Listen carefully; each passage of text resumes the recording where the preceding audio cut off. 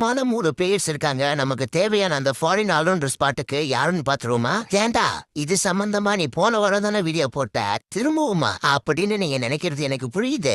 என்னப்பா பண்றது, விதி விளையாண்டுருச்சு. நம்ம ஒன்னு நினைச்சா அவனுக்கு ரெண்டு பேரும் ஒன்னு நினைக்கிறானுங்க. இந்த பாயிண்ட்ல இருந்து பார்க்கும்போது நம்ம கிட்ட இருக்க ஒரே ஆப்ஷன் லயம் லிவிங்ஸ்டன் தான். இல்ல அவரெல்லாம் வேலைக்கே ஆவாது, ஸ்கேம் பண்ணிடுவாரு நீங்க சொன்னா கூட நமக்கு வேற வழியே இல்ல. ILT20ல தலைவன் ஒரே ஓவர்ல 5 6 எடுத்து விட்டுருக்காப்ல. ஆனா அடுத்த மேட்சே பழைய ஃபார்முக்கு வந்துட்டாரு. அது வேற மேட்ரு, அதை பத்தி நம்ம கண்டுக்கூட. தலைவனால ஆப் ஸ்பின் லெக் ஸ்பின் ரெண்டுமே போட முடியும். இதையே எத்தனை வீடியோல தான் சொல்றது. ஸ்பின் போடாப்ல. அடுத்து left hand batsman, left hand orthodox bowling finisher, 22 வயசுதான் ஆகுது. அதை விட முக்கியமா Australian Cooper Connolly. Last year Big Bash League பார்த்தவருக்கு தெரியும் தலைவனோட பேட்டிங் அண்ட் பவுலிங்க பத்தி. எப்பா என்னமா கொண்டு போய் கேம் பினிஷ் பண்றாடா சாமி.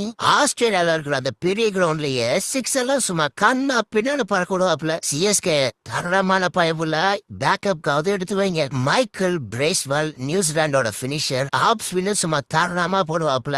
மேக்ஸி கிட்ட நம்ம என்ன எதிர்பார்ப்போமோ அதை தலைவனாலையும் பண்ண முடியும். உண்மையாவே தரமான பினிஷர், நம்பி காசு போடலாம். நியூசிலாந்து வேறையா, கண்டிப்பா CSK வர்றதுக்கு சான்ஸ் அதிகமா இருக்குன்னு தான் தோணுது. பீடா தெய்வமே, ஹோல்டரை 18 கோடி கொடுத்து எடுக்க சொல்றியே, உண்மையா உனக்கெல்லாம் மனசாட்சி இருக்குதாயா? ஒரு CSK ஃபேனா இதை கேட்டதும் பதறுதுறாப்பா. வேணாம் தெய்வமே, அது மட்டும் வேணாம். லயம் லிவிங்ஸ்டன் பிளஸ் கூப்பர் கானோலி, அப்படி இல்லைன்னா மைக்கேல் பிரேஸ்வெல். இந்த 3 பேர்ல யாராவது 2 பேர் எடுத்தா நல்லா இருக்கும்னு நான் நினைக்கிறேன். நீங்க உங்களோட சாய்ஸ் என்னன்றதை கமெண்ட் பண்ணிட்டு, நான் எப்பவும் கதறுவோம் இல்ல சப்ஸ்கிரைப் பண்ணிட்டு போயிடுறேன் அப்பான்னு, அதான் சப்ஸ்கிரைப் பண்ணாதவங்க சப்ஸ்கிரைப் மட்டும் பண்ணிட்டு போயிடுங்க.